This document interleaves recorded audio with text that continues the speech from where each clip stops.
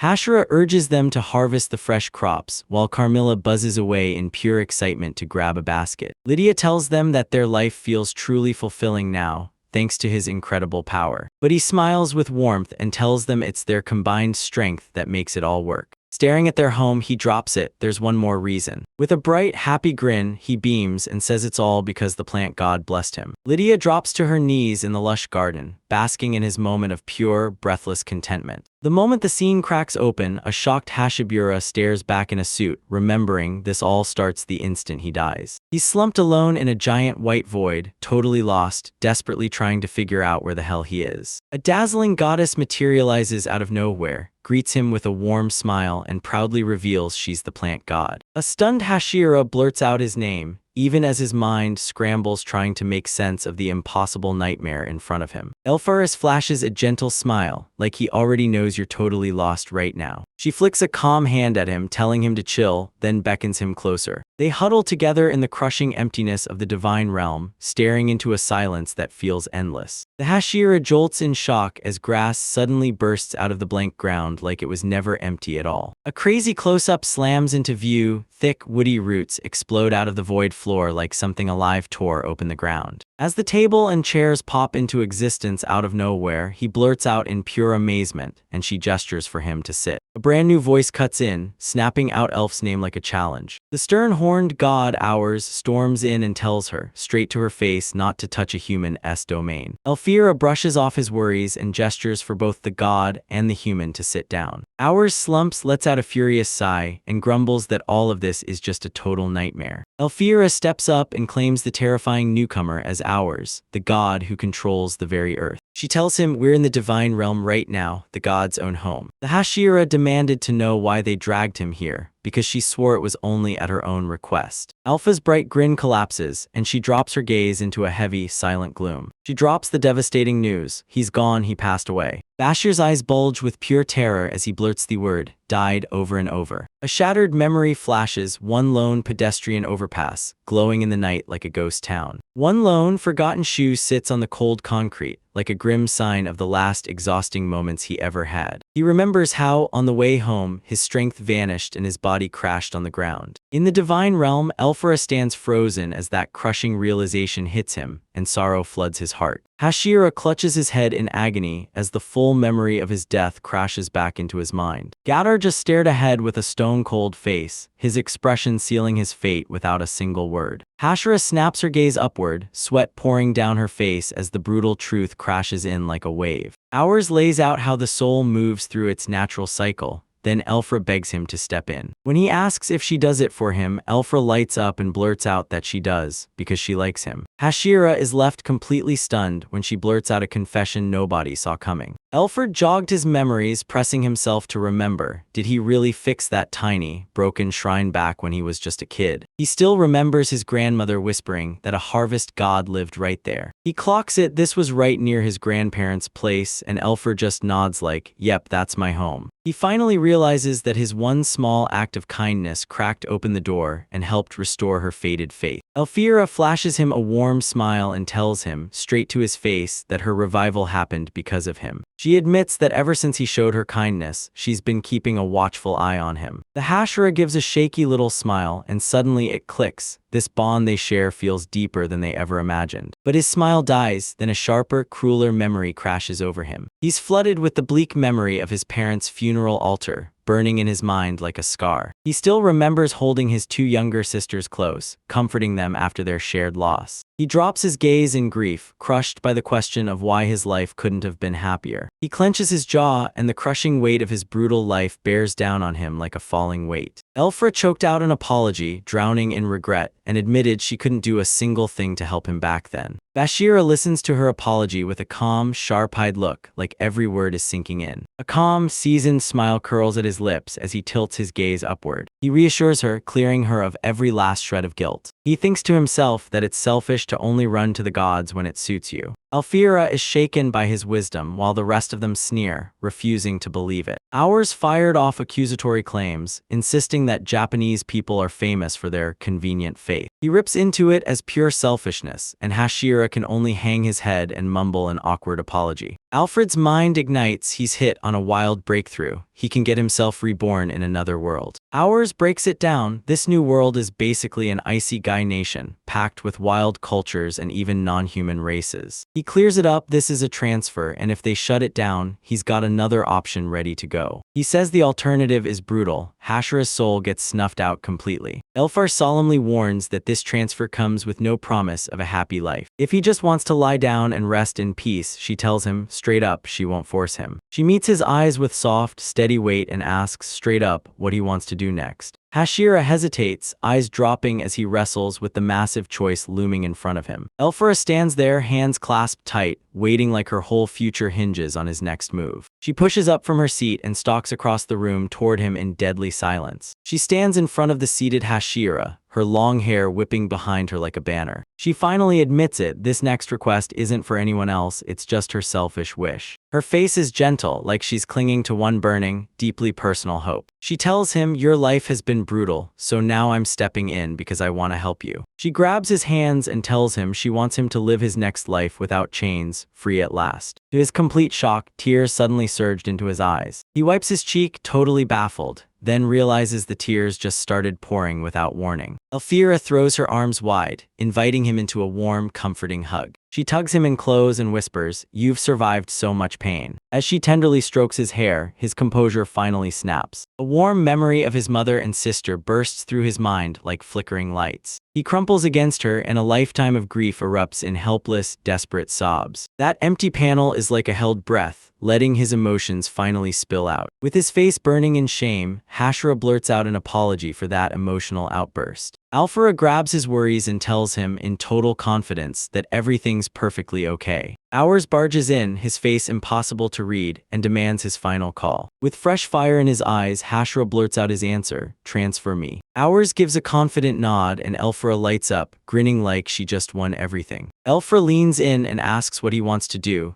then promises their divine help right away. The Hashira pauses and seriously wonders what kind of life he truly wants. His eyes flare wide as a crystal-clear vision slams into his mind. He imagines a peaceful countryside paradise, with his dream life laid out right in front of him. You just want to kick back and enjoy life in the middle of nature, like the place where he used to live. Hours checks this is Elfira's true specialty, and she confirms it herself, roaring that she's the goddess of artists. Two deities loom in front of him, poised to grant his humble wish. Elfira declares, "I'll wrap you in my divine protection, no matter what." A brilliant light blasts from her hands as she summons her power. A blazing orb of pure energy slips from her hands straight into Hashira's chest. With her blessing, he won't have to sweat over food ever again. Hashira stared at his own hands, waiting for some crazy change, and feeling nothing yet. Alfara leans in and promises him, "Once your new body takes shape, you'll feel that power right away." She leans in and whispers, "There's one more thing," then calls down a final gift of light. She hands him an ornate, battle-ready staff that looks like it could end wars in one swing. Hashira grabs the divine tool and blurts, "What are you?" right as she's holding it. Goddess Elfira leans in and tells him this divine tool will let him take full control of her blessing. It can stretch or shrink anytime, so it'll never feel bulky, she grins. Hashira grips that plain staff and laughs, saying it's unbelievably convenient. The god takes the staff from us and studies it like it's a secret weapon, then lays out just how deadly that blessing inside it really is. He jabs a finger at the Hashira and declares that the transfer starts right now. A blazing ring of light explodes at Hashir's feet as he steels himself for the journey ahead. Hours makes it clear they're headed to a lush, nature-filled paradise, and Hashira nods, fully on board. With a warm, honest smile, Hashira tells him straight up, he's never liked crowded places. As he starts climbing into the blazing column of light, Elfira calls out to him by name. The two gods waved him off, blessing him with joy and roaring, "Go get it," for his next life. Hashira flashes a warm smile and pours out his heartfelt thanks to Elfra and to all of us too. He looks down and watches those two deities shrink back as he surges up into the bright light. He lets out a quiet groan, blinks awake one slow flutter at a time, and immediately starts wondering where in the world he is. He jolts upright and his eyes widen as he realizes he's trapped in the middle of a thick, strange forest he doesn't recognize. He jolts upright in shock and blurts out that his clothes have completely changed. He checks out his brand new practical clothes, made for the hard life of a farmer in this world. He stands on a giant root, staring up in stunned silence at how enormous those trees are. He strides past strange crystalline growths, soaking in a weirdly beautiful alien landscape. The forest canopy looms over him, swallowing the sky, like the wild new world is daring him to step in and explore. From up high, he looks down and realizes this isn't just any forest, it's a huge, sprawling wilderness. He rips through the leaves, and the moment he steps further in, he realizes this place is way more feral than he ever dreamed possible. He realizes that building a life here from scratch is going to be brutally hard from day one. A sudden thought hits him like lightning, and he freezes the moment he stares at his own hand. An idea snaps into place. He has to clear out some land and build a house of his own. He lifts his divine tool, and some wild, instinctive knowledge surges through him, telling him exactly how to wield it. With a deafening crash, a colossal tree topples to the ground, smashed down by some massive force no one can see. Thick, living vines burst from the ground, snapping through the air with magic and carving a path clean as they twist. He stares at the power's result and it hits him. This is the plant god's blessing. A sudden spark of inspiration jolts through him. He realizes he can use this power just like Alfred did. He shuts his eyes tight, digs deep, and channels one warm, comforting memory like it's a lifeline. He flashes back to the house where he used to live with his grandparents as a kid.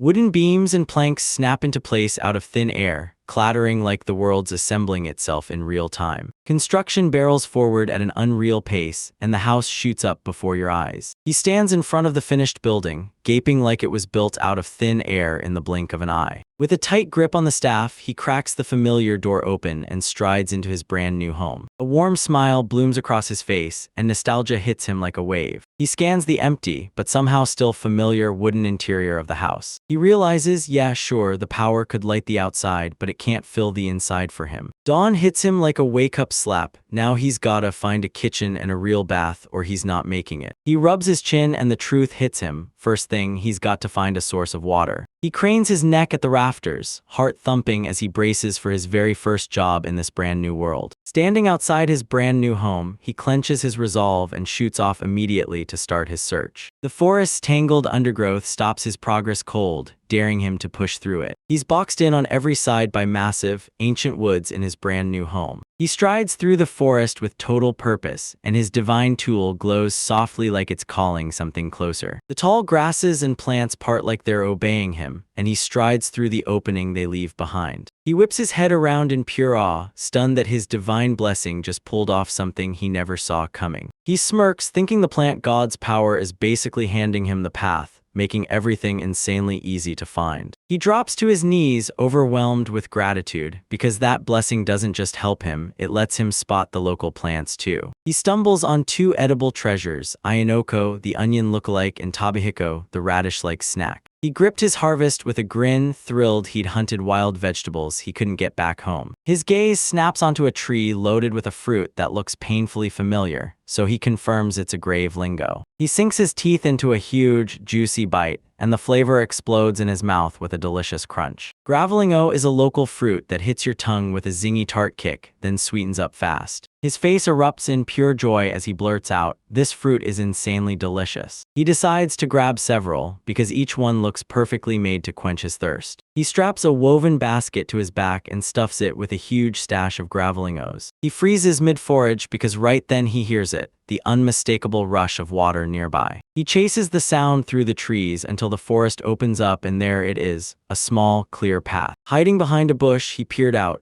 and his eyes snapped wide as the scene hit him. He's met with a breathtaking stretch of coastline, all glimmering under a bright, cloud-filled sky. He scrambles down the rocks in pure elation, finally striking gold with a real water source. He wades into the shallows, stunned. Fish glide through the crystal-clear water like they own the place. He drops his bucket, staring in awe at how crystal clear the water is, and how teeming with life it all looks. He thinks if I had a hook on my line, I could pull fish out of here in seconds. Suddenly, a gentle clop of hooves crunching through the grass yanks his attention. He crouches beside a bush, eyes wide, trying to figure out the rustling sound that just sent his curiosity through the roof. He parts the leaves with careful fingers, desperate to sneak a peek at what's hiding on the other side. Pushing through the leaves, his eyes go wide when he spots a huge, totally unfamiliar creature. He spots a stunning, green-tinted deer with one horn, then watches it drink from the water like it owns the whole world. Water drips from the creature's mouth as it calmly gulps from the shore. He stares at the creature and just from how it looks, locks in the conclusion, it's a herbivore. A wild craving slams into him. Sure, veggies sound fine, but he's starving for some meat. He still remembers that old hunter from his neighborhood. He taught him the whole basics of butchering. He crouches low, eyes locked forward, weighing his next strike like it could decide everything. His face tightens with iron resolve as he decides he's going after that creature. The deer's ear snaps back in a sharp twitch, sensing him a split second before it explodes into a bolt. As the creature bolts, he rockets after it, growling that its wild instincts are driving it straight into trouble. He jabs his staff forward, refusing to let his high-protein meal slip away. A brutal net of thick, powerful vines bursts from the tip of his divine tool. Vines snapped tight around the deer as it bolted, trapping it mid-stride before it could even hit the next step. The creature thrashes one last time, then crumples to the ground, tangled up and completely helpless in the grass. With the dust of trouble finally settling, he steps in cool and calm, ready to claim his captured prize. In his hand, the divine tool morphs instantly. Its tip sharpens into a ruthless, killing blade. Wearing a heavy, somber face, he whispers a quiet apology to the creature for the fate it's just been handed. Birds glide peacefully above the endless forest canopy, drifting under a soft, cloudy sky. He drops to his knees by the carcass on the shore, bracing himself to start butchering the meat. It keeps changing as he remembers to stay on guard and never, ever bite into the meat raw. He starts the deadly first move, chopping into the job as he bleeds the animal in that cool, rinsing water. With a shaky breath, he wiped the sweat off his face. His massive, hard-earned relief hit as the first setup finally came together. A diagram lays out the old-school butchering techniques he's meticulously following step by step. He can't stop thanking the old hunter who taught him back home. Those lessons saved him. He lifts a net, realizes it's as sturdy as the stories promised, and grins because he actually listened to the hunter tales. He stares at his catch and finally gets it. This new life is turning into straight-up survival, not some easy farming dream. A netted carcass lies on the sandy shore, waiting to be hauled back to his home. He plops down on the rocks, finally catching his breath, then digs into a sweet grave lingo like he earned every bite. He soaks in his brand new freedom, finally freed from the crushing deadlines and relentless pressure of his old life. He stares out at the sunset blazing over the water, and pure peace surges through him like a warm wave. As the sun sinks out of sight, he makes up his mind, time to sprint back home. That focused, unshakable stare hardens on his face, like he's bracing for anything this brand new world throws at him. Sunlight flashes off the endless ocean, and a sparkling sea stretches as a lone bird swoops high above it all. He stretches out, dreaming that someday he'll forge a life here that actually feels fulfilling. With a wide, blazing smile, he finally decides it's time to head home for real. He strides back to his house, replaying the day's perfect harvest in his mind like a victory list. A mental list fired off in his head, bounties stacked up for Tabihiko, Ayanoko, Gravelingo, and even the green deer. As evening sweeps in, the sky turns pitch black right over the roof of his brand new home. Inside, he grits his teeth and strains to the limit, clawing at the ground with all his might, trying to spark a fire by hand. With one last, desperate roar of effort, he forces his body past every boundary and shoves himself to the absolute edge. He crumples in defeat, and the broken fire-starting tool just lies there useless at his side. He grumbles that his grandpa made it look effortless, and he blames his own terrible technique. Staring out the doorway, dread hits him hard. Darkness is about to swallow everything. He tries to dig up those old lessons, but a weird thought slams into his mind. His hands start to rise. That weird, instinct-driven idea hits so hard it blanks him for a second, purely speechless, completely lost. He stares at this wild knowledge, stunned, like how on earth is he supposed to grow hands from wood? He decides to go for it, sinks into his seat, locks in, and asks, Is this what it's supposed to feel like? A rough vine explodes out of the wooden floorboards, twisting and shooting up at breakneck speed. He just freezes in stunned silence as the plant life keeps taking shape right in front of him. His eyes bulge with pure disbelief as the creation keeps swelling bigger and bigger. A towering wooden golem looms over him and he blurts out how ridiculously huge it is, like he can't even believe it. He drops to one knee in front of the giant and demands, "Can you hold the base steady for me?" The silent golem stares at the request, then sinks into a slow, solid nod of approval. With the golems backing him up, thick smoke starts to curl as sparks rip from the wood's grinding friction. He leans in close and blows softly, coaxing the ember and the tinder back to life. With a tiny pop, a small flame finally springs to life and races over the kindling. He flashes a wild, triumphant grin and yells that he finally cracked fire. He lets out a breath of relief, thrilled he finally snagged a light to stand against the night. He whips around to thank his helper, only to find the golem has disappeared without a trace. He spots it slumped on the porch, staring off in misery, unable to understand why it went so far away. A wild idea sparks in his head and he blurts out, "Does the creature fear fire?" He thanks it for saving him and promises it, "Nothing bad will happen, it'll be safe." Beneath the crescent moon, smoky wisps lazily curl from the chimney and drift into the night. Inside, a tiny fire crackled to life, burning bright like a warm little promise in the darkness. With the warmth and light finally in hand, it's time to start cooking dinner for real. He kneels over his harvest, inspecting a pile of strange new plants that look edible, and somehow, they're worth taking a chance on. Among his newest treasures, he scored mazaru ferns, sweet pink cherries, and a wild fruit he'd never seen before, ameguki. He points out that the ameguki has to be peeled, like you de-strip sugarcane down to the sweet core. The pink cherries he spots look freakishly identical to the ones he already knows. He wants to cook those wild veggies until they're safe, but right as the pot starts, a fresh problem hits him. With no pot in sight, he throws in the towel and resigns himself to eating fruit only tonight. He bites into a cherry, and boom, the flavor hits so hard it leaves him stunned. As he chews, a sharp, brilliant idea snaps into place in his head like it was always waiting there. He suddenly hits on an idea, carving a makeshift pot from stone and putting his divine tool to the test. But exhaustion hits him like a wave, and he can't help but unleash a massive yawn. Realizing he's wiped out, he decides to shove the pot making to tomorrow. His next huge problem, finding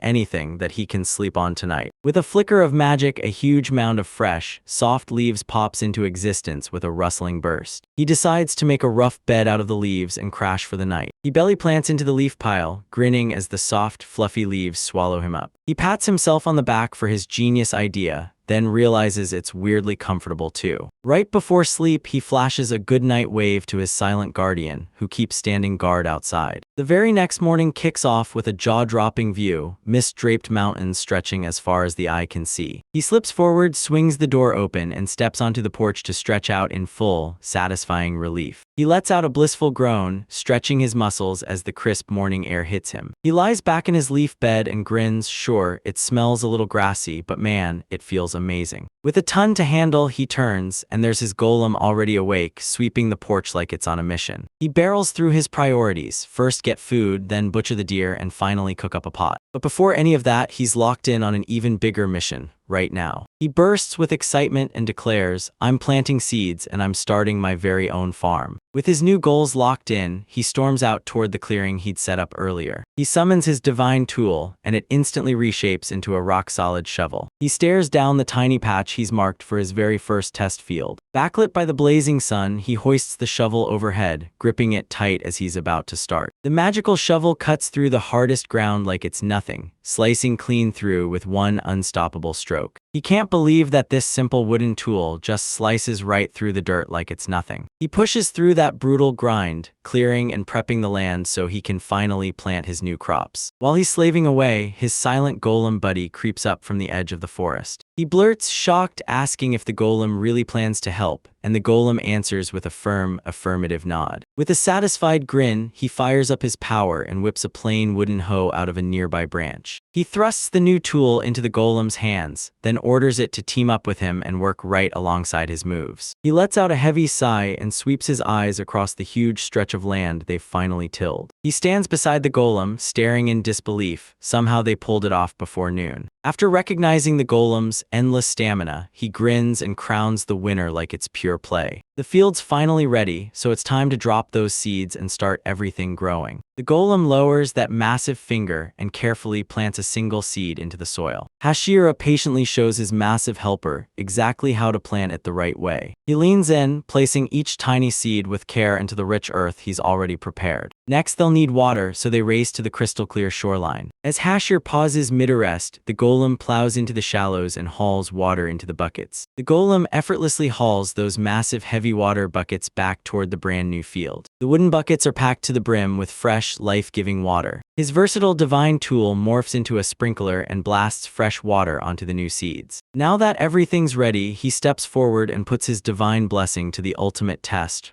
right away. He remembers that growing apples on Earth isn't luck. It takes specialized know-how and real skill. He can't stop thinking about what's about to happen once he mixes all that wisdom with his divine power. Earth starts to shake hard as the magic takes root deep underground. A tiny sprout bursts up through the soil like it's defying the rules, shooting out with impossible speed. Right before his eyes, the tiny sprout shoots up in an instant, transforming into a strong, healthy young tree. He's left speechless by how miraculous and impossibly fast his growth is. But he realizes the soil's turned dry and brittle, and the power is way too strong. He finally gets it. This power drains the land dry, so he has to start using it way more sparingly. Once the job's done, he plops onto a nearby rock and finally sinks into a break he's earned. He tilts his head back and drinks in the hush above, soaking up every peaceful second of that quiet rest. Right nearby, the golem carefully fusses over one of the brand new saplings, tending it like it matters. A calm, peaceful warmth washes over him as he watches his creation at work.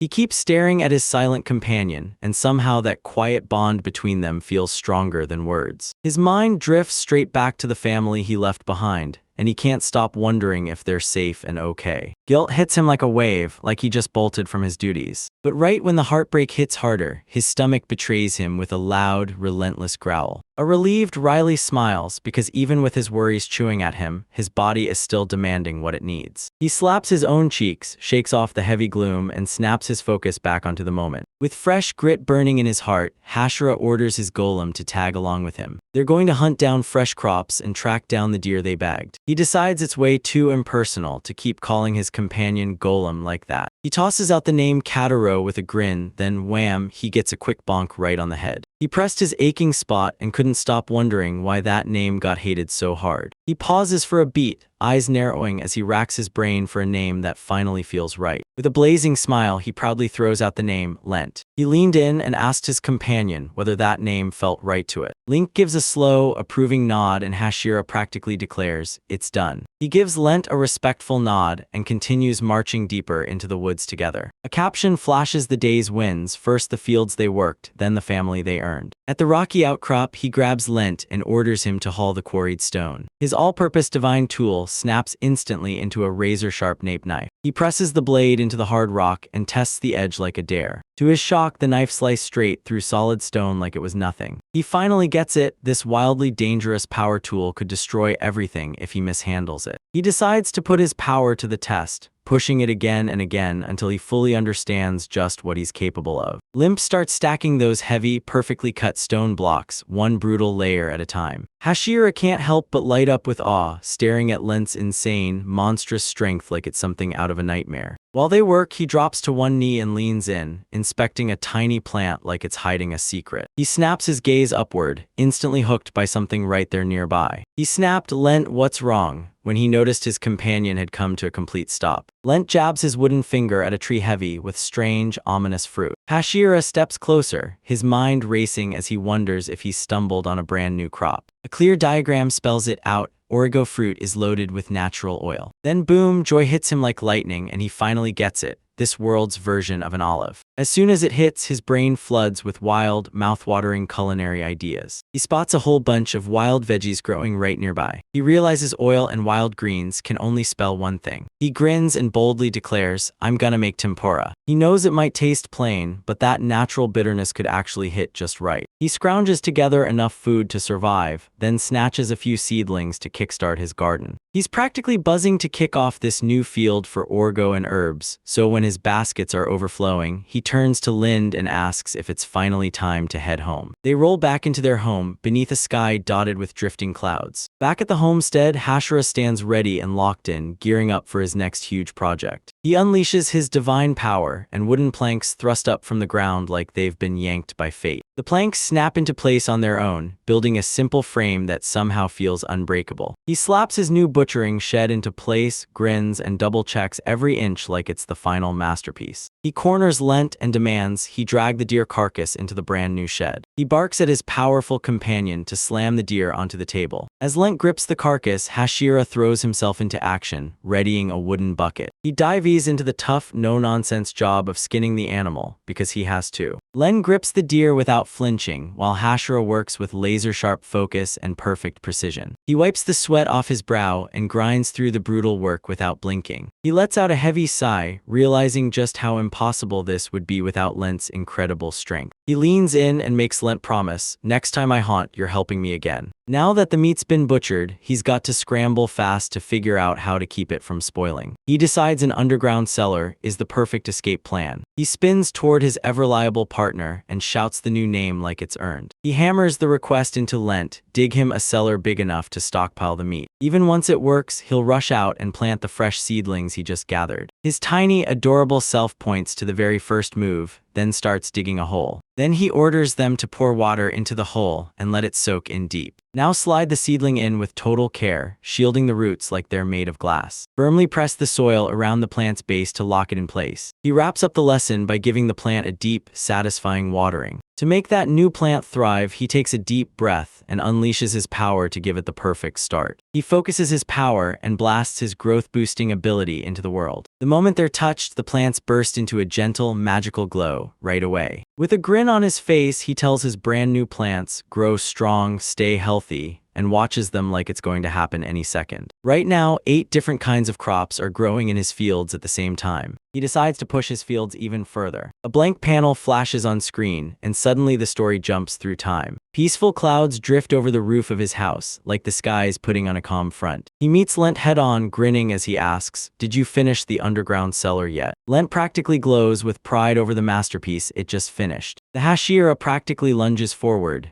desperate to see the results with his own eyes. He can't believe how huge and expertly built the new cellar is. He can't help but gush over Lent for raising such a magnificent, rock-solid storeroom. He tells Lent to build the shelves, then haul the meat inside. He shudders, amazed that the underground space is perfectly icy cool. He blitzes through his chores in a flash, practically vibrating with excitement to start cooking dinner. The cellar's door slams shut with a heavy, satisfying thud. A blank panel drops in like a curtain closing, marking the end of the day's brutal grind. He rubs his tired eyes, then pauses hard in thought, trying to figure out what to cook for dinner. With a joyful shout, he proudly unveils a stunning cut of venison. He couldn't contain his excitement. He finally got to sink his teeth into meat, and it had to be a prime shoulder roast. Len stayed quiet, but you could tell he was annoyed they didn't have salt or pepper. Ashira decides to sizzle the meat on a hot stone slab, drenching it with orgo oil. He remembers it all comes down to water, but he has zero time to waste. He realizes smashing the hard rind of the orgo fruit isn't going to be easy. He thinks about using a stone, then worries it'll just turn everything into a huge, messy disaster. Then, out of nowhere, a brilliant idea starts clicking into place in his head. He orders Lent to smash the fruit, then hypes him up like a dependable beast. He thrusts a wooden bowl into Lent's hands, so the extracted oil can finally collect. While Lent is stuck busy with everything, he's out prepping wild vegetables for a killer side dish. He leans over the stone pot and breaks into a smile because the water's finally boiling. He's relieved he can blanch those vegetables and sterilize them the right way. He studies the wild greens he's gathered and figures out the best way to prep every last one. He decides to hand over the A&O service and deliver the tobihiko he picked up that same day. Lint drove its immense, crushing grip down on a handful of herbs, smashing them like they stood no chance. Hashira claps his partner on the shoulder, stunned by how insanely strong he is. He takes the bowl of oil, grimacing at how rough it is, but he nods like, "Yeah, this will do." He blanches the vegetables, then yanks them straight into a bowl of ice-cold water to stop the cooking instantly. The moment we've been waiting for is here, time to fire up the grill and cook that venison. He slaps a thick steak onto a scorching, oil-slick stone slab. That sizzling sound hits like sweet victory, and his heart soars because he's finally won. He struggles to keep the fire's heat under control. A blank panel snaps shut, and the story kicks into the next cooking phase. With a glowing grin of pure victory, Hashira beams and shouts that his creation is finally finished. He sets down the magnificent origo oil-grilled venison on the table,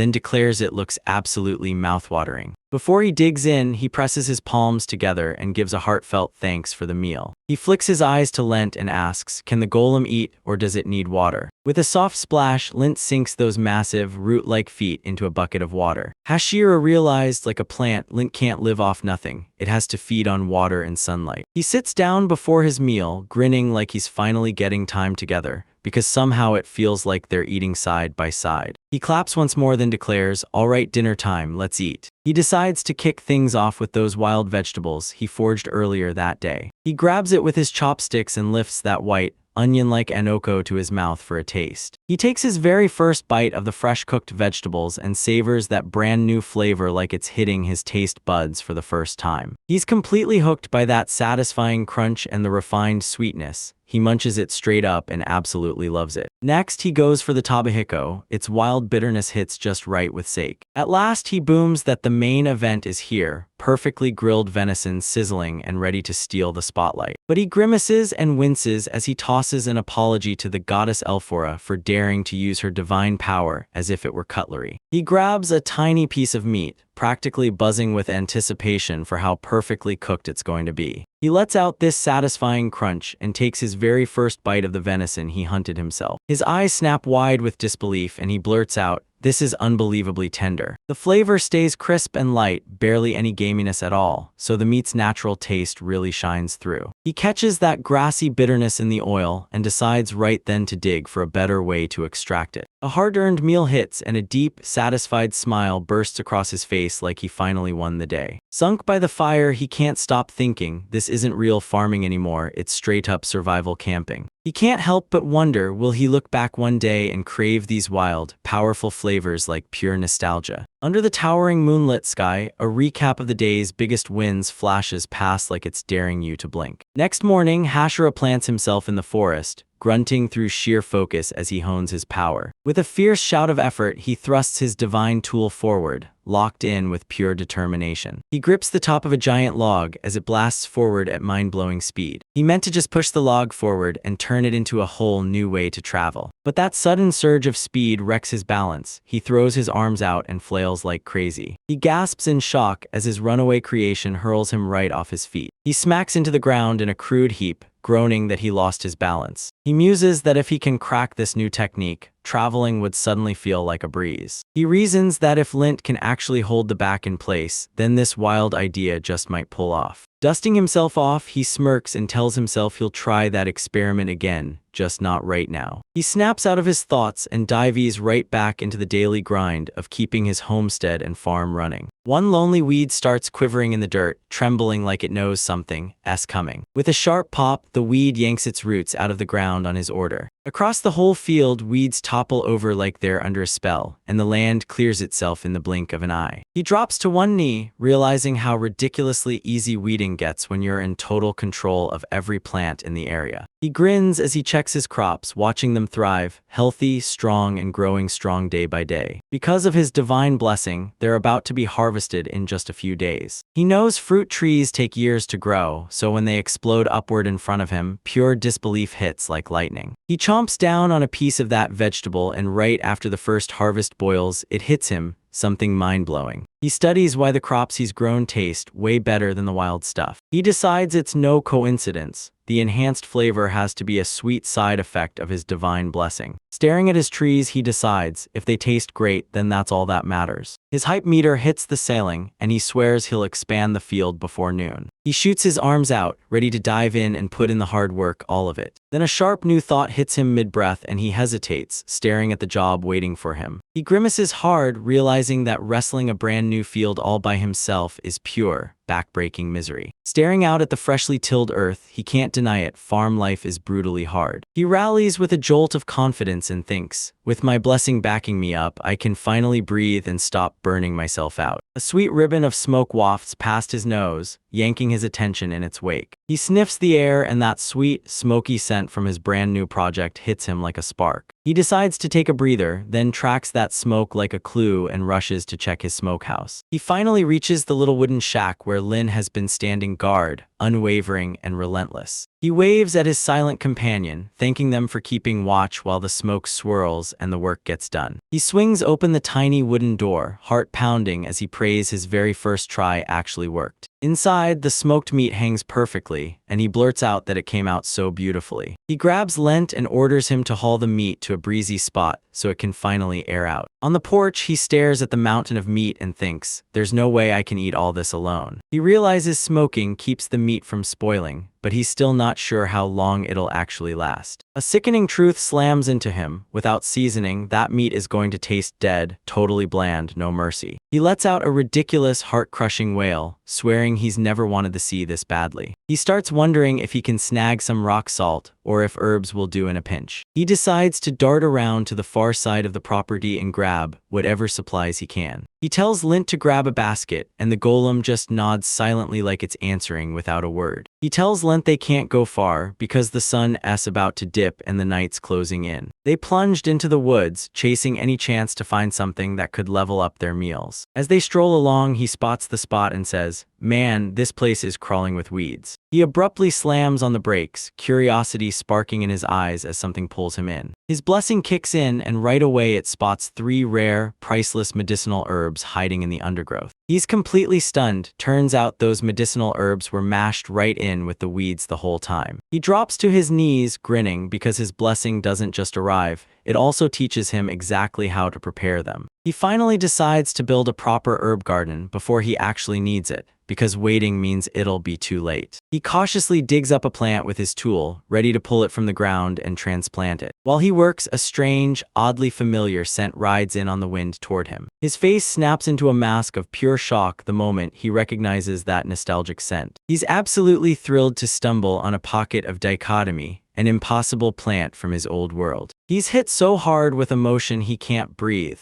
because he never once expected to be reunited with that nostalgic smell again. A warm memory hits him hard. Back when he was little, his grandmother would brew dakatami tea for him, and that cozy ritual never left his mind. He drops to his knees beside the flowers, stunned that this little corner of his old life showed up out of nowhere, and grateful it did. He carefully scoops up the bundle of the plant, then decides, right on the spot, to move it to his garden. He grins, thrilled that even without tracking down any seasonings, he stumbled onto something truly amazing. He shrugs it off, grabs everything he needs for today, and promises himself he'll be back for the rest later. His foraging trip isn't done, then he spots it. A strange, bud-like fruit waiting out there like a secret. He stares at that giant fruit, wondering if it's stuffed with something soft and cottony inside. His blessing instantly seals it as the chewy fruit, the go-to staple people use instead of bread. He's over the moon, like he just got the chance to survive a world where rice and wheat are off the table. He slowly slips his fingers under the fruit's outer leaves, and the real prize finally slips into view. He yanks out the soft, doughy pulp, and it feels just like matcha in his hands. He points out that yeah, it looks like matcha, but the texture hits way more like nimbread. With a massive grin, he declares it's finally time for the must-not-miss taste test. He takes a bite, and that gentle, natural sweetness hits him so hard, he's genuinely delighted. Then it hits him, the texture is almost exactly like rice flour bread dough before it's even cooked. His mind instantly ignites with food ideas, grill it, or toss it into a steaming soup. He decides to haul in a huge stash of it and plant everything in a brand new, dedicated field. A brilliant idea hits him like lightning. He's going to serve the mochi fruit with smoked meat. A fresh spark of excitement lights up his chest as he keeps gathering more for tomorrow's meal. Right as he tosses another fruit into his basket, he suddenly goes still, then grimaces because he catches a foul, nasty smell. A brutal jolt of realization hit Hashira the moment he grabbed his collar. He'd been grinding so relentlessly that even his usual daily washes stopped cutting it. With a fierce rush of urgency, he blurted out that he needed a real bath badly, like right now. Lent shot a grin at his silent buddy and declared, "Come on, we're going to take a bath." With a blazing, determined grin, he announced, "We're going to the lake." The wooden golem Lent could only tilt its head in stunned confusion. They crashed onto the shore of this giant, crystal-clear lake, so pristine and peaceful it felt unreal. With his divine tool in hand, Hashira kicked off the building of his makeshift tub. He chose to go all in, make it big, roomy, and wide open, so he could sprawl out, stretch, and finally relax. He stopped for a beat, eyeballing the size like he could sense it was right on the mark. Then he handed the ever-reliable Lint the job of filling the tub with water. Meanwhile, he decided to test his limits by striking a fire all on his own. He vowed to stand on his own in this new world, no matter what. With clenched jaw, he poured every ounce of his focus into the task. He braced himself against the fire drill and threw his whole body weight into it. The second he spotted that first wisp of smoke, he cranked his speed up and spun faster than before. A breath of tense struggle dripped through the open sky, and the whole moment felt like it could snap. With one last shove, the kindling snapped to life, bursting into a crackling little fire. "I did it," he roared, and pure accomplishment hit him so hard he could barely breathe. He swaggered up to Lent, proudly asking if his partner was finally blown away by how much he'd grown. Next, he slid several massive stones right into the roaring fire, letting their heat build fast. As soon as those stones flared into a blazing cherry-red glow, they were finally ready. He carefully dropped that first sizzling stone into the tub of cool water, and the steam erupted instantly. He knew he'd have to run this whole process again and again, just to get that bath truly hot. Once the wooden grate was screwed in at the bottom for comfort, the project was basically finished. "Just finish the bath," he blared, throwing his arm out like he'd won the whole battle. With a grin full of reckless joy, he flung his clothes aside like they didn't matter, ready to jump in. He dipped his hand in, tested the water, and felt it hit just right, perfectly, wonderfully hot. As the hot, steamy water swallowed him, he sank in and let out a deep, soul-melting sigh of pure relief. "Okay," he murmured under his breath as a mask of pure bliss slid onto his face like,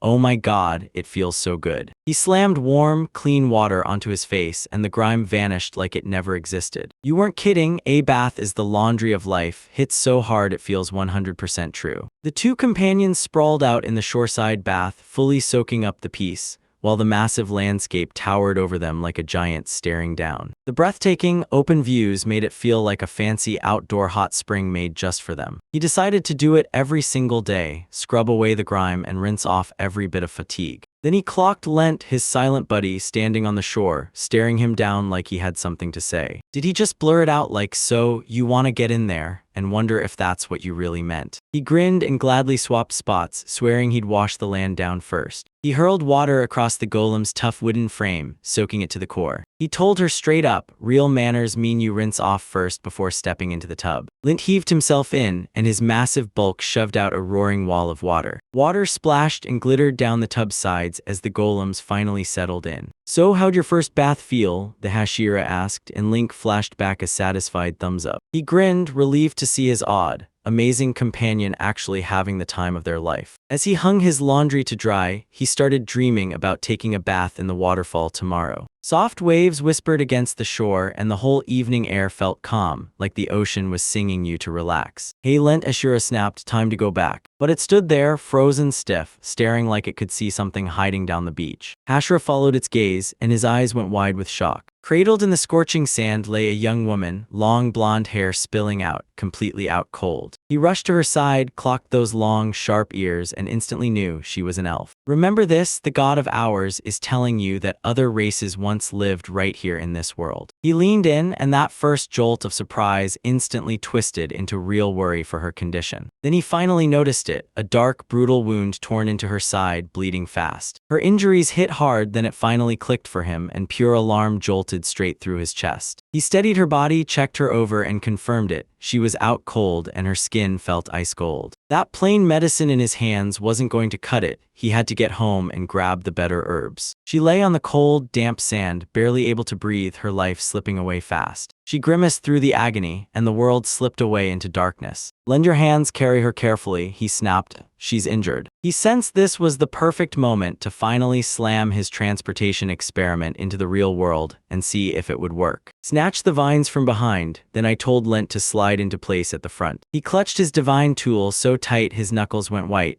brimming with pure resolve. "All right," he steadied his nerves and braced for the desperate journey ahead. "We're flying," he shouted as that log tore across the land at insane speed. In a flashback, the elf tore through the forest at full speed, lungs burning as she ran for her life. She thought she finally broke free, but then the truth hit hard. Her injuries were brutal and she was bleeding out. She clutched the horrendous wound the monstrous armored bear had carved into her. She staggered, clinging to one brutal truth: she had to stop the bleeding right there or she'd die. Dark drops of her blood splattered onto the ground right by her boots. Not like this, she thought, and then right when she needed it most, her strength finally crumpled. She crumpled onto the forest floor, and the world slipped away into total black. With her last shred of consciousness slipping away, all she could manage was a weak, desperate whisper. "Please, someone help me right now." She shot up with a violent gasp, eyes snapping wide open. "But what the heck happened to me?" she blurted, totally disoriented. In pure panic, she looked down and realized her clothes were gone. Now she was wrapped in nothing but a towel. "Are you awake now?" a young man's voice snapped from across the room. He flashed a gentle smile, knife in one hand and a poultice in the other, and breathed a sigh of relief that she was still conscious. The moment she saw the blade, terror detonated in her chest, and she hurled herself at him screaming. She slammed into him and pinned him to the floor, demanding to know who he was and what he wanted. Before he could even open his mouth, she froze in shock as thick vines burst up from the floor. Vines slammed around her, crushing the air from her lungs as she gasped hard. The Hashira crumpled onto the floor, totally stunned as the whole world flipped in a sudden, brutal surge. Those brutal vines surged up, hoisting her like she weighed nothing, and yanking her clean out of his reach. "Thanks, Lent," he said, then he leaned in, asked the elf to cool off, and demanded they finally listen. She exploded in fury, accusing him of showing up with a weapon while she was at her weakest. He shot out a quick apology the second he realized that knife had sparked a brutal misunderstanding. He swore it wasn't a weapon and that he meant no harm, but she kept glaring at him like something was still off. "He told me he'd found her by the river, bleeding, soaked through, and freezing to the bone." Her memories crashed back in. She remembered the brutal attack in the great forest of death. She pressed her hand to her side and froze, because the wound that used to burn now felt completely gone. Then he snapped it out. Lent was the one who stole her wet clothes, not him. "Lent, let her go," Hashira barked at his quiet guardian. Those thick wooden vines snapped back into the floorboards in an instant. The elf froze in place, clutching a towel tight around her body as she watched every move. Hashira snapped her gaze away, cheeks blazing, desperate to steal a little privacy for herself. Her eyes flew wide with pure disbelief as she stared down at her own body. She blinked in shock. The armored bear's fatal wound was totally vanished. She was left completely speechless, staring in disbelief as her miraculous, impossible recovery finally sank in. Hashira spun toward his guest with a bright smile, then asked if she was finally feeling better. The camera locked onto a cozy, rustic house built with real magic while gray clouds loomed overhead. Lydia clutched the medicine jar to her chest, whispering that it was the same cure that pulled her back. She couldn't believe it. Medicine was supposed to be swallowed, not smeared on like that. Hashira flashed a nervous grin, like even he couldn't figure out how to explain what made his own abilities so unique. Lydia's curious eyes then snapped to the ornate knife sitting by the hearth. She jabbed at the stone cup and asked, wide-eyed, if he really carded with something like that. With that seemingly wooden blade in hand, he shaved stone away like it was soft clay. Lydia stared in disbelief. She couldn't wrap her head around how a wooden knife could slice straight through stone. She froze in stunned silence, her brain scrambling to make sense of the impossible she was seeing. Hashira caught her reaction right away, and he stared at her with a sharp flicker of concern. Shame crashed over Lydia, and she bowed so deeply she nearly hit the floor, apologizing over and over to her savior after she attacked him. He flailed his hands like crazy, urging her to lift her head off the floor. He reassured her since they were both unhurt, everything was okay, and the danger was already behind them. He stepped up and declared, "I'm a Hashira, tell me your name," and demanded she call him by it. She grinned, introduced herself as Lydia, and sent him off with the warmest wishes. She made it crystal clear she wasn't just some elf, she was a high elf. She said high elves live for ages and wield magic so powerful it feels unreal. Still, she admitted it, she wasn't crazy enough to go chasing the forest's mighty monsters. Hashira stared in confusion, and a big, loud question mark practically sprang into his head. He leaned in and asked if the great forest of death she'd been talking about was right here, in this very place. Lydia grinned and happily confirmed it, pointing at a massive stretch on an imaginary map. She stared at him in shock, asking how he could have been living here this whole time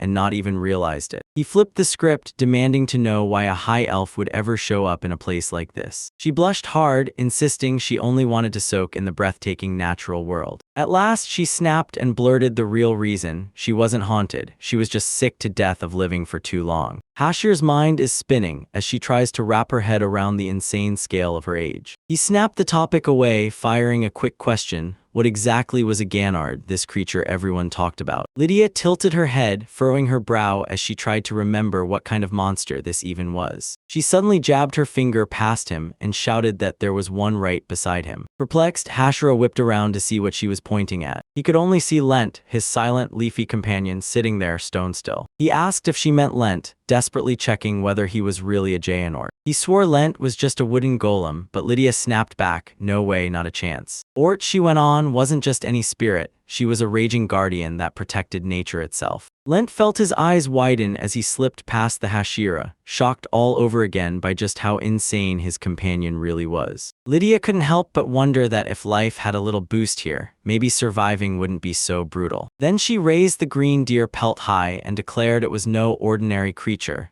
This was a dangerous monster. Hashira nearly lost it when he realized he'd been hunting a monster this terrifying the whole time, totally clueless. They sat huddled by the fire, staring into the flames as the sudden dangers of their home hit them all at once. Hashira clocked it right away. Lydia still wasn't fully back on her feet after those injuries. He warmly asked her to stay with him for a while, until she was finally healed. Lydia's face erupted in pure joy as she gratefully snatched up his offer. Then she leaned in and told him she had a request for him too. She couldn't wait to dive into the forest, convinced it was finally their moment, right there with him. Hashira stopped mid-step and weighed her wild proposal, like the choice could change everything. Thinking his silence meant something, she puffed up with confidence, itching to prove she was worth more. He straight up said he wasn't doing anything wild, just thinking he could jump in, use what he knew, and help smoke that meat. Lydia froze for a split second, thrown off by how painfully ordinary his request was. She lit up and eagerly said yes, and he immediately jumped at the chance to show her around the house. A caption flashed the moment. Now a high elf had finally arrived to stay. The next morning burst in, and mist-draped mountains stretched out like a breathtaking, living mural. Hashira planted himself in the clearing, raised the bow he'd forged with his own hands, and lined up the shot like a storm about to hit. He watched his first shot slam into the target, and for a second he knew, yeah, this was going to be a good day. The camera zoomed in, his arrow was jammed tight in the outer ring. Lent, hovering nearby, flashed him a sparkling, confidence-boosting thumbs up. Hashira burst into laughter, grinning that he was having the time of his life just firing arrows. Lydia burst out of the house with a radiant smile, greeting both him and Lent. She burst into a grin and bragged that the leaf bed was super fluffy, and that the deer pelt was warm enough to melt the cold. She said it had been ages since she'd talked to anyone except God. Spotting an archery range tucked away right there, she couldn't help but remark on how wildly unexpected the location was. She finally snapped her gaze to the house, and the moment she saw its wild, one-of-a-kind style, she couldn't help but stare. She complimented how solid it was and leaned in, asking if he was a real professional architect. He shot the accusation down hard, insisting he'd only made it with his own special power. Lydia stared at him, eyebrows raised, curiosity burning, and a hint of confusion flickering in her eyes. He flexed his power, and with a single will, the tree twisted and sprouted exactly how he wanted. He claimed he could make plants bloom anywhere, and Lydia just couldn't believe it. She was absolutely stunned. Hashira caught her frozen reaction and stopped mid-demo, right there as the silence hit. He leaned in and demanded to know what was wrong, and she panicked, stammering, scrambling for the right words. She leaned in and hissed that he could command a Xehanort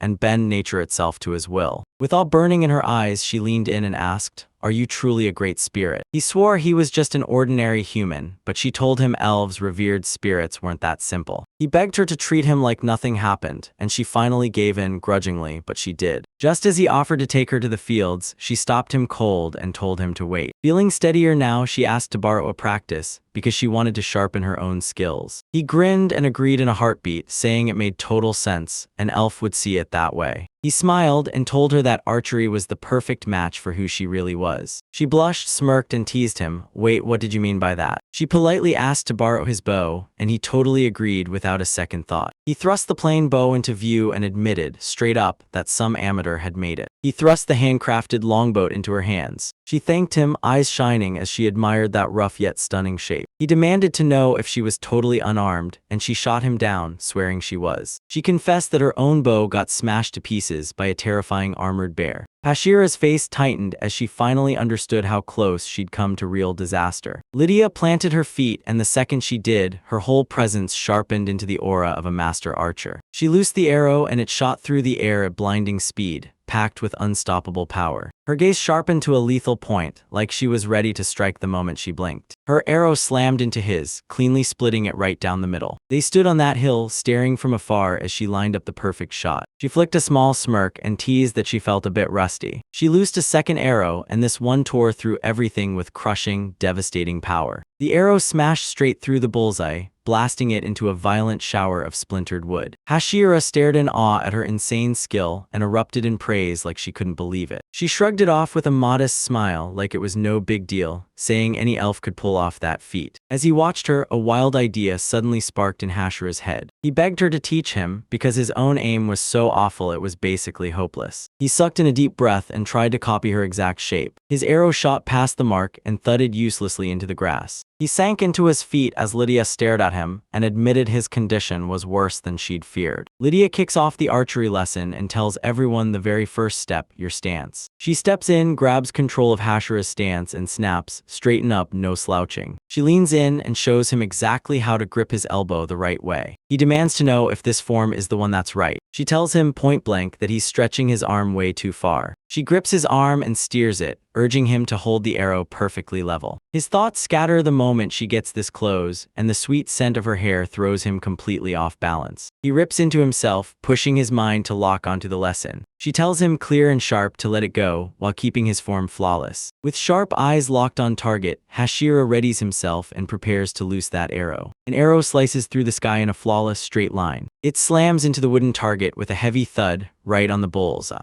Hashira gapes in total shock, staring at his own shot because it worked. He blurts out that it's the best he's ever felt, and Lydia is right there, pushing him forward with encouragement. He thanks her, itching to go at it solo again, starting right now. His next attempt crashes and burns. He releases the arrow, and it rips wide of the mark. He rages at his own inconsistency, while Lydia calls out the exact mistake he made. That tiny doodle screams loud and clear how painfully hard this is. Suddenly, a stick slices through the air and crashes dead center with a sharp whistle. They whirl around. There's Lent, the silent golem, standing right beside them. Lent flashed a triumphant thumbs up and declared, loud and proud, that he'd won. Lydia burst into giggles, teasing that the Lent was a better archer than Hashira. The story whips us into the forest, where the ground is carpeted in thick, green plants and every leaf feels alive. Hashira tells everyone, work's over, let's hit breakfast right now. He strides in with a basket of fresh vegetables and asks Lydia, have you tasted these yet? She lifts a weird round fruit in front of my face and demands, what is this thing? He says it's all about the chewy fruit. Those things are the staple food they live on. Lydia's stomach erupts with a ridiculously loud growl, and the embarrassment hits her like a truck. Hashira lets out a laugh, teasing that he can spill even more once they're done eating. He orders her to peel back the skin and bite into that sweet white pulp. She bites into the juicy, soft fruit in one big, curious gulp. Her eyes sparkle as she practically swears it's chewy, delicious, and utterly irresistible. She cheerfully chomps away and says she likes it way more than city-bought bread. Hashira grins, soaking in the joy, then pushes for more right away. The camera snaps to bowls packed with just picked wild greens. He remembers she's munched this exact kind of veggie before. He leaned in and begged her to taste it, just to confirm how perfectly it had grown. She snatches up the job with excitement, then tells him, leave it to me. She takes one bite, and the moment it hits, shock slams across her face like a punch. She blurts out that this one tastes way better than the wild version. She can't stop wondering if it's his farming skills or the soil itself that's so good. He humbly praises the goddess Elfra for the divine blessing that empowered him. Lydia perks up and asks if she can grab another chewy fruit. He offers to fire up the grill for the next one, and she happily says yes. He realizes she has to eat right, because she can't bounce back without rebuilding all that lost blood. He urges her to finish every bite so she's ready for their afternoon expedition. Lydia's heart races with sheer excitement just picturing those giant trees towering in front of her. She's thrilled to go exploring because she knows his Shira power and that borrowed strength are guarding her all the way. She demanded to borrow a bow for protection while she wandered around. He agrees, then shoots her a quick warning, don't go overboard, and the moment his words land, she blushes hard. She keeps munching like it's nothing while he quietly guesses she's hunting small game. Basin's gaze swept across a stretch of tall grass, bright under a cloudless sky. Hashira asks if she's ready, and she shoots back that she's totally fine. With one last word, the trio bursts into the deep forest, disappearing into the dark. They crane their necks, staring up at a colossal, ancient tree, glowing under a beam of sunlight. Lydia's jaw drops as she stares up at the massive trees towering over the forest like living giants. Hashira leans in and asks if she loves the outdoors, and she grins, saying she absolutely does. She says elves don't just love the wild, they instantly feel safe and at peace the moment they're there. He leans in and asks her if her old home was bursting with wild, living nature too. She nods and admits it's definitely a forest, just not this enormous, mind-blowing scale. She told him she was sick of the same old routine, then hit the road to start moving before life could stop her again. She flips the question to him and demands to know all about his old home. Hashira freezes mid-sentence, wrestling for the right words to describe the life he used to have. A flashback slams us into a packed city where stress and panic crackle in every corner, fast-paced and frantic. A tight close-up flashes, there it is, a picture of pancakes from his old world. Lydia calls it a living nightmare, and the Hashira can only nod, face grim as death itself. He grins and tells you his family turned every brutal hardship into something he could survive. Lydia's eyes go wide at his heartbreak story, and she snaps a hand over her mouth in pure shock. She blurts out an apology for reopening a topic that definitely hurts to talk about. He realizes his words came out all wrong, and now everything he said sounds confusing. He makes it crystal clear he's the one who died so she can stop worrying. He swerves the conversation and shoots back, so what's elven life really like? She paints a picture of their homes, rattling little places carved from hollowed-out logs. He grilled them about their diet like, so what, you barely touch meat. She leans in, ready to show him exactly what they eat. Her razor-sharp eyes lock onto a rabbit way off in the distance. The camera whips in on a tiny white rabbit sitting in the middle of a clearing. Up close, she spots the rabbit, and it's way too far for comfort. Hashira is stunned by how sharp her vision is, and she blurts out, "Let me take the shot." He grins and agrees on the spot, thrilled to load up the dinner table with even more meat. She snaps another arrow into place with the lightning-fast, practiced ease of a true expert. With deadly focus, she yanks the bowstring back to the edge of disaster. The arrow snaps free with a thunderous twang that crackles through the air. It rockets through the forest like a streak of lightning, zeroing in on its target. The perfectly aimed shot lands with a sickening thud, and the rabbit drops dead on the spot. Hashira gushes over how insanely skilled he is, and she answers with a shy, grateful thank you. She straight up admits that the way he hunts just can't be pulled off in a place like this. He lays out his plan straightforward and brutal. He just pins them down with wood. He spots a bird perched on a branch, then sets himself up to unleash his power. A wild branch keeps growing and twisting until it clamps shut into a cage around the bird. He grins as he shows off the catch, calling the hunt a total win. Lydia goes totally speechless when that sudden burst of magic explodes into the scene. In this forest, she can clearly tell it, Hashira is the strongest of them all. A sweet, totally unfamiliar scent suddenly rides the breeze straight to their faces. Lydia shuts her eyes and smiles, savoring the incredible fragrance in the air. They dream of stumbling on flowers that bloom sweet, tasty honey just for their fruit. Lydia snaps into focus, hunting the exact spot where that sweet smell is coming from. With a bright, beaming grin, she announces that she finally found it. She shoves through a wall of thorny bushes with pure eagerness, fighting her way forward. They both gasp at the exact same time, faces locked in total shock.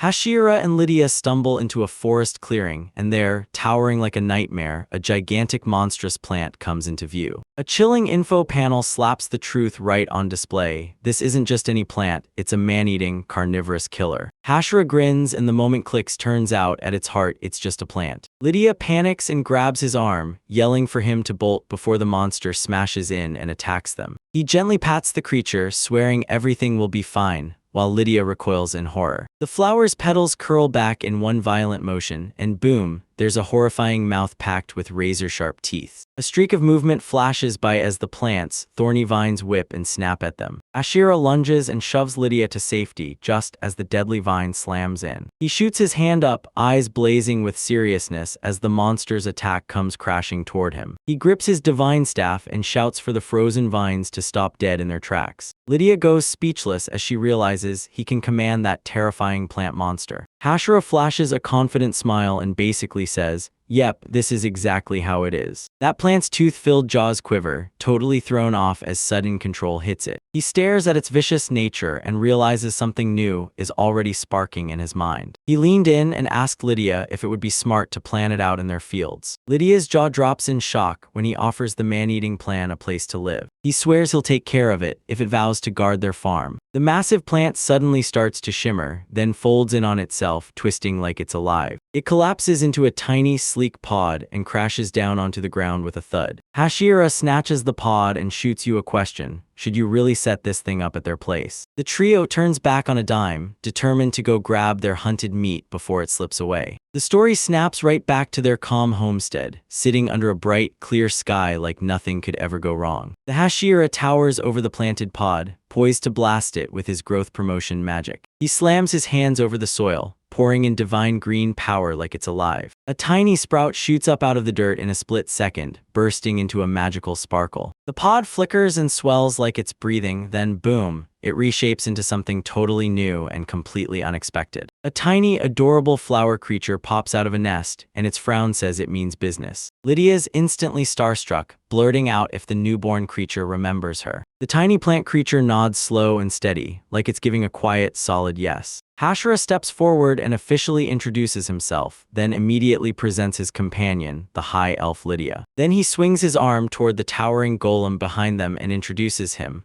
Lent. He insists they're packed tight, then vows the plant will stand guard over their fields and keep the pests away. The creature bursts into a cheerful, open-mouthed nod, and its teeth flash bright as it agrees. A vine stretches straight toward Hashira, and like a sneak attack from fate, it offers him a gift. It plops a weird, insect-shaped seed straight into his open palm. A text box slaps a label on it. This is a special kind of seed made to wipe out insects. Hashira grins, convinced this is exactly the kind of boost the farm needs. The creature grins and playfully taps a plain bracelet onto Lydia's wrist. Lydia gushes that it's adorable, totally miles away from anything that could be a killer plant. A fly suddenly rockets past Lydia's head, and Lydia jolts in pure surprise. The plant stalk rockets forward in a flash, yanking the fly out of the air like lightning. Hashira breaks into laughter as Lydia lets out a breath of relief, then gently pets their brand new helpful companion. The story slips into the night as the camera fades to a quiet house, glowing beneath a sky packed with stars. Under a crescent moon, Lydia hollers up to Hashira from the porch. He asks what's wrong, and she's chopping up the rabbit meat, finishing the cooking in no time. A tiny chibi Lydia drools, leans in, eyes glittering as she thinks, that looks so delicious. She tosses a handful of glittering crystal and magic stones into the air. She told me she snatched them off monsters, then chased the dream of cashing them in for real money. These stones she's refining are packed with power, perfect for forged weapons and magical tools. She leans in and asks the Hashira if he can't feel the magic power humming inside them. Hashira grins and flat out admits he can't use a single ounce of magic. Lydia suddenly clicks. She finally understands why he fought so hard to make fire. With those insane powers, he starts wondering, does he truly have the right stuff to be a mage? Lydia jumps in to test his potential, grinning like she knows he can master the practice. She slips his hand into hers, shuts her eyes tight, and focuses hard, drawing his mana into the moment. She clocks his sky-high earth aptitude, then drops the bomb. He has 0 fire affinity. The Hashira grumbles, cursed with the worst fire magic affinity imaginable. A simple bowl of soup rests in a wooden dish between them. He leaned in and asked her how he should train to master magic. Lydia leans in and explains that mana surges through the body, roping through every vein like blood. She's going to show it to you, then you've got to practice until her magic finally ignites in your hands. The Hashira can't wait. She eagerly nods and tells him, please, let me teach you what to do. He silently vows to never skip his archery practice again either. The story swings straight into the demon kingdom of Belphegor, right at the Demon King's castle. A dark Gothic spire juts into the foreboding night sky, stark as a warning in the shadows. A desperate voice screams for the princess from deep inside that towering castle. A maid tears through the halls in panic, shouting, where is my princess? Because she's vanished. The demon princess Carmilla seethes as she hides from her relentless maid, Cray. Cray the maid keeps screaming for her missing princess over and over, like she can't breathe until she's found. Carmilla suddenly realizes, if she stays in the castle, they're going to track her down. She decides the only way out is to bolt outside for now. As she rounds the corner, another maid spots her instantly. The maid yells at the top of her lungs that she finally has the princess in sight. Carmilla spots she's been caught and sticks her tongue out with a cheeky little grin. She rockets upward, wings flaring wide as the maid shouts after her. Armored, dragon-like guards are commanded to hunt down the runaway princess and drag her back. The guards storm ahead with spears raised, charging straight for a brutal attack. Carmilla flashes a smile so confident it could knock you off your feet,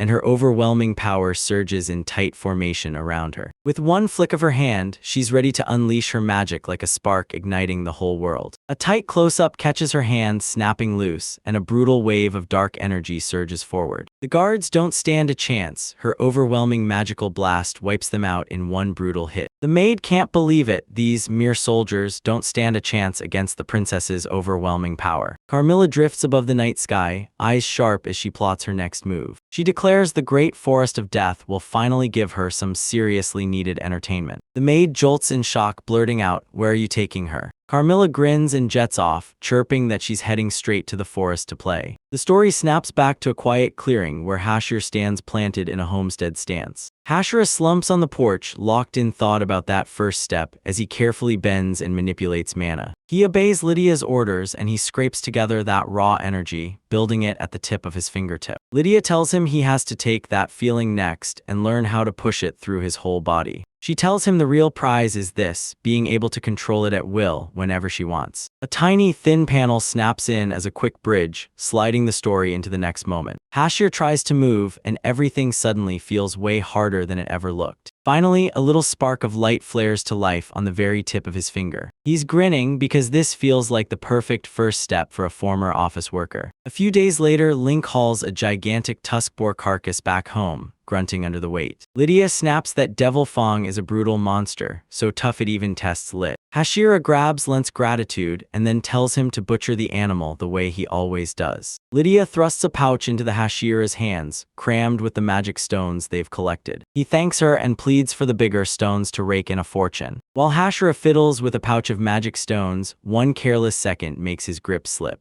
A few glittering crystal stones tumble through the air, ripping toward the garden like they're on a mission. A precious magic stone drops straight onto the tilled earth beside a growing plant. Lydia jerks with a sharp gasp, and her hand snaps up to cover her mouth in total disbelief. The magic stone melts into the ground with a sharp splash, like it's pure liquid. Hashira can only freeze, staring in total disbelief at the impossible thing that just happened. Hashira drops to his knees and yells that the dirt itself has just swallowed the magic stone. He stares in stunned confusion, trying to wrap his head around what he just witnessed. The nearby vegetable plant suddenly surges with life, its flowers pop open in an instant. With a trembling finger aimed straight at them, Hashira demanded Lydia explain why the crops had suddenly shot up. He drops to his knees and closely inspects the soil surrounding the plants that somehow are thriving like a miracle. He scoops up a pinch of earth and freezes. This ground hasn't run dry like the power back in him. He believes the stone's magic straight up turns into rich nutrients, feeding the soil like it's alive. Lydia nods in disbelief, realizing with wide-eyed shock that those stones are an insanely powerful fertilizer. Hashira blurts out, "Is this normal?" And Lydia shakes his head, saying, "Nah, this is special field unique." A brilliant plan sparks in his head. He's hunting down the best stones to trade, no mistakes. Right when his thoughts start to spin, Kichan gives his sleeve a soft tug. He wonders if the little plant wants a stone, and it nods back with the cutest, eager excitement. Lydia smirks, already imagining the manor's rich stone turning into the tastiest prize their guardian could have ever offered. Hashira suddenly realizes he can turn the stones into fertilizer after every harvest is finally done. It shows just how wild this new purpose for the magic stones is, and how insanely useful it becomes. Unseen from below, a winged figure with blazing red hair stalks the scene from up high, watching every move like it's hunting season. The young girl throws her voice down at them like she owns the place, and her authority hits fast and totally unearned. She drops out of the sky in a blinding flash, her tiny body wrapped in pure, radiant light. She lands like a whisper, then whirls on them and demands, "So what are you doing here?" The Hashira jolts in shock, staring at a child who's floating in midair like gravity just vanished. Lydia's eyes shot wide with alarm as she instantly recognized the girl for what she was, a demon. She says this isn't some run-of-the-mill demon, this one's high-ranking, the kind that means real danger. Lydia's stomach drops as she realizes this tiny girl's power is even stronger than her own. The demon princess snaps, demanding to know if they even heard her question. The Hashira stays cool and explains, real simply, that they're just tending the fields where they live. He steps up with a polite nod, introduces himself as a Hashira, and then asks for her name right back. Riding on his cue, Lydia steps forward and declares, "My name is Lydia." The princess can't stop laughing at the absurdity of it, one human and one high elf living under the same roof. With a dramatic pose, she flashes a smirk and declares, "I'm Carmilla, daughter of the Demon King." The shocking truth hits hard and Hashira and Lydia freeze, utterly speechless. Lydia hisses that she doesn't believe the princess is lying, because her power is absolutely massive. Carmilla takes in her homestead, and as she scans it, curiosity lights up her face. She can barely believe it, somehow they hauled it out there and built a real house in the middle of nowhere. She can't stop laughing as they try to tame the legendary Forest of Death. Hashira offers her a taste of their prize crops, and she jumps at his invitation without hesitation. He figures that even with that fancy title of hers, she still looks like a sweet, ordinary kid, innocent to the bone. He ushers her toward a hidden grove of trees and holds up those weird, bud-like mochi fruits. He leans in and says this is their everyday go-to, then asks her straight up if she's ever actually tried it. With a soft twist of his hand, he plucks a ripe mochi fruit right off the branch. He deftly strips away the tough outer leaves and there, right beneath, reveals the soft, juicy pulp. He peels the fruit and holds it out to the curious princess, urging her to dive in and eat. Carmilla is instantly stunned by how unbelievably soft and downright yielding the fruit feels. She can't help it, she squeals about how wonderfully soft it is, then bounces it around in her hands like it's pure magic. Her curiosity hit maximum, and she's about to take her very first bite. She clamps down with a huge, eager chomp, sinking her teeth into that dough-like fruit. Her eyes pop wide with sheer ecstasy as that mouth-watering flavor hits like a wave and floods her with pure joy. She blurts out right away, demanding, "So, do you have anything else this amazing, or is this the peak?" Hashira tosses out some wild vegetables as an idea, and Carmilla instantly scoffs, shooting back that she absolutely hates them. He tells himself her picky eating is nothing special, just like any other kid. Then his eyes drop to a tiny orchard of apple-like gravelingo trees sitting nearby. Carmilla's eyes flare bright as she blurts out that she likes these way more than any vegetables. Lydia lunges in front of her and shouts that the fruit isn't ripe yet. Hashira stays cool, tells Lydia she's got nothing to worry about, and decides to spoil their royal guest. He tells Carmilla straight up, the gravelingos aren't ready for harvest yet. Carmilla flicks his worries away with royal disdain, smirking that she's craving fruit. With a heavy sigh, the Hashira reluctantly agrees, she'll choose someone anyway. He shoves the freshly picked gravelingo into the hands of the demon princess, waiting with bated breath. She sinks her teeth into the big, crunchy fruit, no hesitation, just pure hungry determination. That mind-blowing burst of flavor hits her like a thunderclap, and she goes totally silent for a split second. What is she shouting? This can't be real, because it's insanely delicious and she can't believe it. Hashira hands Lydia a piece so she can finally taste it too. They all agree it isn't fully ripe yet, but Lydia swears it'll taste even better later on. Carmilla is aghast, so wildly exquisite, they'd swear it's worth tasting just like that. Hashira grins and blurts out that he's over the moon,